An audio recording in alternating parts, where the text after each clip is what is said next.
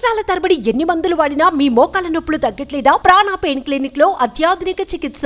Hi hello నమస్తే, welcome back to our channel. ఈరోజు మనతో ఉన్నారు ఫైనాన్షియల్ కోచ్ అలాగే హెల్త్ ఇన్సూరెన్స్ ఎక్స్పర్ట్ అయిన వెంకట్ గారు. సార్తో మాట్లాడదాం. Hi sir. హాయ్ అండి. సార్, ప్రీవియస్ ఎపిసోడ్లో మనం హెల్త్ ఇన్సూరెన్స్ గురించి మాట్లాడాము, అలాగే అందులో ఉన్న ముఖ్యంగా ఫీచర్స్ గురించి చెప్పారు. దాంట్లో చాలామంది అడగలేకపోతున్న డౌట్స్ గురించి కూడా ఎక్స్ప్లెయిన్ చేశారు. నాకు అప్పుడు ఒక పాయింట్ అర్థమైంది, చాలామంది వాళ్ళ హెల్త్కి సంబంధించిన ఇన్ఫర్మేషన్ చెప్పట్లేదు. రెండోది, పెద్ద పెద్ద ఇష్యూస్ని తీసుకుంటే క్యాన్సర్ అయి ఉండొచ్చు, హార్ట్ ఇష్యూస్ అయి ఉండొచ్చు, లివర్, కిడ్నీ, బిగ్ థింగ్స్. వీటిని తీసుకుంటే వీళ్ళకి ఎలాంటి పాలసీస్ ఉంటాయి, వీళ్ళకి వెయిటింగ్ పీరియడ్స్ పరిస్థితి ఏంటి, అసలు ఫస్ట్ ఆఫ్ ఆల్ వీళ్ళకి ఇన్సూరెన్స్ ఇస్తారా ఎవరా మీరు? చాలా మంచి మంచి బర్నింగ్ టాపిక్ అండి. అంటే చాలామందికి హెల్త్ ఇన్సూరెన్స్ వాళ్ళకి ఈ ప్రాబ్లమ్స్ ఏమైనా చెప్తే అసలు ఇన్సూరెన్స్ కవరేజ్ ఇస్తారో ఇవ్వరో, ఒకవేళ ఇస్తే ప్రీమియం ఎక్కువ పడుతుందేమో, ఎక్కువ కట్టుకోవాల్సి ఉంటుందేమో, అందుకని చెప్పేసి మనం చెప్పకుండా దాచేస్తే ప్రీమియం తక్కువ పడుతుంది, అప్పుడు వాళ్ళకి తెలియదు కదా అనే భ్రమలో ఉంటారండి. ఇది నిజంగా భ్రమనే. ఎందుకంటే మనిషి దేహంలో ఉన్నటువంటి ఆర్గాన్కి ఏ చిన్న రిపేర్ జరిగినా, ఇప్పుడు ఫర్ ఎగ్జాంపుల్ సార్, మీరు నేను కోట్ వేసుకున్నాము. సో కోట్కి ఏదన్నా చిన్న చిరుగు పడింది అనుకోండి, నేను జాయింట్ వేసి ఇది చేసుకున్నాను. సో చూస్తే మీకు తెలిసిపోతుంది కదా సార్, చూస్తే తెలిసిపోతుంది కదా. మరి ఇంత పెద్ద దేహానికి ఏదన్నా ఆర్గాన్కి ఏదన్నా డ్యామేజ్ జరిగింది, ఒక చిన్న ఎక్స్రే తీసినా, స్కానింగ్ తీసినా, ఆ బ్లడ్ టెస్ట్ చేసినా, యూరిన్ టెస్ట్ చేసినా, అండ్ మొత్తం అన్నీ కూడా బయటకు వచ్చేస్తాయి, రిపోర్ట్స్లో తెలిసిపోతుంది, మొత్తం తెలిసిపోతుంది. సో అది మనకు తెలియదు అని అనుకోవడం అనేది అసలు భ్రమ అండి. అలా తెలియకుండా దాచేటువంటి విషయాలు అయితే అసలు హెల్త్ ఇన్సూరెన్స్ కంపెనీలు పుట్టవు. సో ఇన్ని వేల కోట్ల రూపాయల టర్న్ ఓవరు, ఇన్ని కంపెనీలు, ఇంతమంది కస్టమర్స్ రారు. ఎందుకంటే ఒక రోజులోనే కంపెనీలు మూతపడిపోతాయి. అందరూ హాస్పిటల్కి వెళ్ళే బదులు ఇక్కడ ఇన్సూరెన్స్ తీసుకొని రెండో రోజే క్లెయిమ్ పెట్టేస్తారు, కంపెనీలు మూతపడిపోతాయి. క్లయింట్స్ హెల్త్కి సంబంధించిన విషయాలు దాయడం వాళ్ళ తరం కాదంటారు. 100% అవ్వదండి, 100% అవ్వదు. కానీ ఇప్పటికీ కూడా ఎంత ఉన్నా సరే ఎక్కడో ఒక చోట పూర్తిగా జరుగుతూ ఉంటాయి. అంటే ఇక్కడ ఎలా ఉంటుందంటే, కస్టమరు మేము అన్నీ చెప్పాం, ఆయన రాయలేదు, లేకపోతే ఆయన మాకు చెప్పలేదు, ఇలా బయాస్ జరుగుతూ ఉంటుంది తప్ప డిసీజ్ అనేది ఎప్పటి నుంచి ఉంది. ఫర్ ఎగ్జాంపుల్, ఈరోజు మనిషికి హార్ట్ అటాక్ వస్తుంది అని అంటే 5 సంవత్సరాల కిందటనే అది డయాగ్నోసిస్ అయి ఉంటుందండి. ఆ టెస్టులు చేస్తే, అంటే ఇప్పుడు కనుక డయాగ్నోసిస్ చేస్తే కనుక ఆయనకి ఆ ఈసీజీనో లేకపోతే థ్రెడ్మిల్లో ఇంకోటో చేస్తే, ఆ 2D ఎకోనో చేస్తే కనుక మొత్తం అంతా కూడా ఒక 5 సంవత్సరాల తర్వాతనో లేదా 2 సంవత్సరాల తర్వాతనో ఈయనకి హార్ట్ అటాక్ వచ్చేటువంటి అవకాశం ఉంది అని చెప్పేసి ఇట్టే తెలిసిపోతుంది. లేదా కొలెస్ట్రాల్ కానీ ఇలాంటివన్నీ కొన్ని పారామీటర్స్ ఉంటాయి. ఒక్కొక్క జబ్బుకు ఒక్కొక్క పారామీటర్, ఇవన్నీ తెలిసిపోతాయి.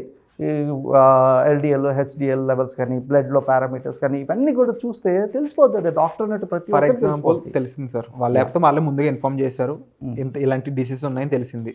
What about that? ఆ సినారియాలో మీరు వాళ్ళకి అసలు ఇన్సూరెన్స్ ఇస్తారా? ఇస్తే ఎలాంటి పాలసీస్ ఉండే అవకాశం? మీరు అంటే ప్రతి జబ్బు, ఒకప్పుడు అయితే కనుక హార్ట్ అటాక్ వచ్చినటువంటి వాళ్ళకి హెల్త్ ఇన్సూరెన్స్ అనేది ఇచ్చేవాళ్ళు కాదు. లేదు, ఒకప్పుడు హార్ట్ అటాక్ వచ్చి వాళ్ళు ఏదైనా మేనేజ్ చేస్తుంటే కనుక ఇచ్చేవాళ్ళు కాదు. ఒకవేళ ఇచ్చినా కూడా 4-5 లక్షల రూపాయల ప్లాన్ ఏదో ఇచ్చేవారు, చిన్న ప్లాన్స్ ఇచ్చేవాళ్ళు. ఇప్పుడు కంపెనీస్ కూడా అప్గ్రేడ్ అయిపోయి దాన్ని కూడా ఒక సర్టన్ లిమిటెడ్, ఒక 15 lakhs రూపీస్ వరకు. అండ్ ఇంకా క్యాన్సర్ వస్తే కనుక ఒకప్పుడు అసలు ఇన్సూరెన్సే ఇచ్చేవాళ్ళు కాదు. సో ఇప్పుడు హార్ట్ అటాక్ వస్తే దాన్ని 5 lakhs నుంచి 15 lakhs వరకు ఎలాగైతే పెంచారో, క్యాన్సర్ కేర్ కూడా సో ఇవ్వని స్థాయి నుంచి ఇప్పుడు ఒక 15 lakhs, 25 lakhs రూపీస్ వరకు కూడా ప్లాన్ అనేది పెంచారనమాట. ఇస్తారు, కానీ దానికి ఒక సర్టన్ వెయిటింగ్ పీరియడ్ పెట్టి ఇస్తారనమాట. అది సో నార్మల్ పీపుల్కి ఎలాగైతే కవరేజ్ అయితే ఉంటుందో అలాంటి కవరేజే ఉంటుంది. అలా అని చెప్పేసి క్యాన్సర్ ఉంది కదా అని చెప్పారు కదా అని చెప్పేసి ప్రీమియం ఎక్కువగా ఛార్జ్ చేయడం అనేది ఉండదు. సేమ్ వాళ్ళకి ఎలా ఉంటుందో ప్రీమియం వీళ్ళకి కూడా అలాగే ఉంటుంది. సో ఎవరైతే ప్రీమియం ఎక్కువ ఉండదని భయపడుతున్నారో భయపడక్కర్లేదు. సో దానికి తగ్గట్టు పాలసీస్ కూడా వచ్చి ఉన్నాయి ఇప్పుడు. 100% అండి. అండ్ మీరు చెప్పారు సార్, ఇప్పుడు తక్కువలోనే కవర్ అవ్వకుండా ఇచ్చేవాళ్ళు ఒకప్పుడు, అలా లేదు, హోల్ మొత్తంగా కవర్ అయ్యేటట్టు ఇస్తున్నామని చెప్పేసి. అవును. ఏదైనా డీటెయిల్డ్ పాలసీ ఏమైనా తెలుసుకునే ఛాన్స్ ఉందా, లేకపోతే అప్రాక్సిమేట్లీ అన్న నెంబర్ తెలుసుకోవడానికి మన ఆడియన్స్ కోసం, అవగాహన కోసం? ఓకే. సార్ ఇప్పుడు ఏ ప్లాన్ తీసుకున్నా కూడా అంటే ఇప్పుడు ఇందాక మనం మాట్లాడుకున్నాం లైక్ 25 years కనుక ఉన్నటువంటి వ్యక్తి కనుక ఇన్సూరెన్స్ తీసుకుంటే 3,900 రూపీస్లో ప్లాన్ తీసుకోవచ్చు. అలాగే క్యాన్సర్ ఉన్నటువంటి వాళ్ళు ఒక లెట్సే ఒక 40 years ఉన్నటువంటి వ్యక్తి కనుక క్యాన్సర్ ఉన్నటువంటి వ్యక్తి ఇన్సూరెన్స్ ప్లాన్ తీసుకోవాలంటే ఒక 25,000 అట్లా అవుతుంది అంతే. పెద్ద ఖరీదేం కాదు. ఈవెన్ 65 years ఉన్నటువంటి వ్యక్తులు తీసుకున్నా కూడా అరౌండ్ ఒక 45,000 to 50,000 ఉంటుంది. ఆ క్యాన్సర్ ట్రీట్మెంట్కి అయ్యేటువంటి ఖర్చుతో పోలిస్తే ఇదంతా సార్ చెప్పండి. ఆ వయసులో ఉన్నటువంటి వాళ్ళకి మిగతా ప్లాన్లో ఏదైతే రేట్ పడుతుందో ఇక్కడ కూడా అంతే ప్లాన్ పడుతుంది. అయితే మీరు అడగొచ్చు మరి ఏంటి డిఫరెన్స్, మరి ఆ ప్లాన్కి ఈ ప్లాన్కి ఏంటి డిఫరెన్స్ అని చెప్పేసి మీరు అడగొచ్చు. ఆ ప్లాన్లో కొంచెం ఎక్స్ట్రా అడ్వాంటేజెస్ ఉంటాయి, ఈ ప్లాన్లో కొంచెం ఎక్స్ట్రా అడ్వాంటేజెస్ అనేది ఉండవు. హెల్తీగా ఉన్నటువంటి వాళ్ళకి ఎక్స్ట్రా అడ్వాంటేజెస్ ఉంటాయి, ఇలాంటి ప్రాబ్లమ్స్ ఉన్నటువంటి వాళ్ళకి ఎక్స్ట్రా అడ్వాంటేజెస్ లేకుండా స్ట్రైట్గా ఓన్లీ ట్రీట్మెంట్ మాత్రమే కవర్ చేస్తారనమాట. కవరింగ్స్ అవి వీళ్ళు చూసుకోవాల్సి ఉంటుంది. ఎస్, ఆ కవరింగ్స్ అన్నీ కూడా ఏదైనా ఒక 15 lakhs, ఇప్పుడు క్యాన్సర్ ఉన్నటువంటి వ్యక్తి ఒక 15 lakhs రూపీస్ కవరేజ్ తీసుకున్నారండి. ఆ 15 lakhs తగిన ట్రీట్మెంట్ అంతా కూడా ఇస్తారు, ఇంక్లూడింగ్ రూమ్ రెంట్ కానీ, తర్వాత మెడిసిన్స్ కానివ్వండి, ట్రీట్మెంట్ కానివ్వండి, అన్నీ కూడా కవర్ అవుతాయి. 15 lakhs లోపు ఏమన్నా అన్నీ కవర్ అవుతాయి, మొత్తం కవర్ అవుతాయి. కొంతమందికి డౌట్స్ ఉంటాయి సార్, ఇప్పుడు 15 lakhs అంటే మొత్తం ఇవ్వకపోవచ్చేమో, కొంచెం కొంచెం ఇస్తారో, లేకపోతే ఫుల్ కవరేజ్ అనేది వీళ్ళు ఇస్తారా అనే డౌట్స్ కూడా కొంతమందికి ఉన్నాయి. వాళ్ళకి ఏం చెప్తారా ఆన్సర్? 100% అన్ని ఇప్పుడు 15 మన దగ్గర అంటే 2 కోట్ల రూపాయల వరకు హెల్త్ ఇన్సూరెన్స్ మనం కవర్ ఇస్తున్నాం.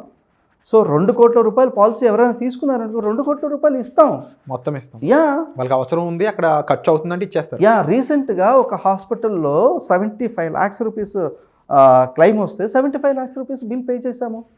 వాళ్ళు పే చేసుకుంది ఎంత? వాళ్ళకి అయింది సో వాళ్ళు 1 year ప్లాన్ తీసుకున్నారండి. ఆ డిసీజ్కి 75 lakhs రూపీస్ ఖర్చు అయింది. 75 లక్షల రూపాయలు. ఇదే హైదరాబాద్లో హాస్పిటల్ నేమ్ ఎందుకు అని చెప్పేసి చెప్పట్లేదు. సో ఆ హాస్పిటల్లో మనం 75 lakhs క్లెయిమ్ ఇచ్చాం మనం.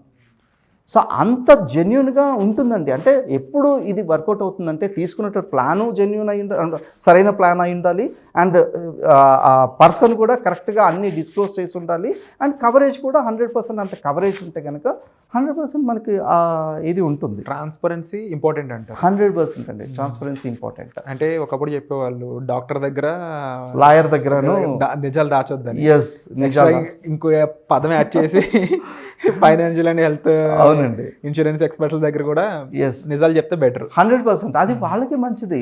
ఇప్పుడు ఏదో తప్పు చేసి వచ్చి నిజాలు దాయకూడదు అని చెప్పి ఆ తప్పు నుంచి బయటపడడానికి మనం అన్ని నిజాలు చెప్పాలంటాం. ఇక్కడ కూడా మనకు ఏది ఉందో అది క్లియర్గా చెప్తే దానికి తగినటువంటి ప్లాన్ సెలెక్ట్ చేసుకుని ఇస్తారు, అప్పుడు 100% క్లెయిమ్ వస్తుంది. వండర్ఫుల్ సార్, తప్పకుండా చాలా మంచి ఇన్ఫర్మేషన్ అయితే ఇవ్వడం జరిగింది సార్. అండ్ ముఖ్యంగా చాలా మందికి ఉన్న భయాలు మీరు పోగొట్టారని చెప్పాలి. బికాజ్ ఎందుకంటే ఈ డౌట్స్తో వాళ్ళు సతమతం అయిపోతున్నారు. ఒక ఎక్స్పర్ట్ అడ్వైజర్ మాత్రమే ఈ డౌట్స్ని క్లోజ్ చేయగలరు. ఎందుకంటే మీరు ఇచ్చినది ఓ రకంగా హామీగా తీసుకుంటే చాలా మందికి అవేర్నెస్తో పాటు దీనికి సంబంధించిన ఆ నాలెడ్జ్ కూడా వెళ్ళింది అనమాట. సో స్టిల్ ఇంకా చాలా మందికి చాలా డౌట్స్ ఉండే అవకాశం ఉంది. వాటి మీద మరిన్ని ఎపిసోడ్స్ అయితే చేయబోతున్నాము. కానీ మీకు స్పెసిఫిక్గా డౌట్స్ ఉన్నాయి, మాకు ఇంకా డైరెక్ట్ సార్తో కాంటాక్ట్ అవుదాం అనుకున్నట్టయితే మీరు డిస్ప్లే అవుతున్న నెంబర్స్ కాల్ చేసి సార్తో కాంటాక్ట్ అవ్వచ్చు. అలాగే ఎపిసోడ్స్ వైజ్ మీరు ఇన్ఫర్మేషన్ తెలుసుకోవాలనుకున్నట్లయితే కామెంట్స్లో మీరు అనుకుంటున్న క్వశ్చన్ని తప్పకుండా మెన్షన్ చేయండి. వచ్చే ఎపిసోడ్లో ఆ క్వశ్చన్ నేను సార్ని అడుగుతాను. సో ఈ వీడియో నచ్చితే లైక్ చేయండి, షేర్ చేయండి, సబ్స్క్రైబ్ చేసుకోండి. వచ్చే ఎపిసోడ్లో మళ్ళీ కలుద్దాం. And thank you so much Venkat గారు. థ్యాంక్ యూ అండి.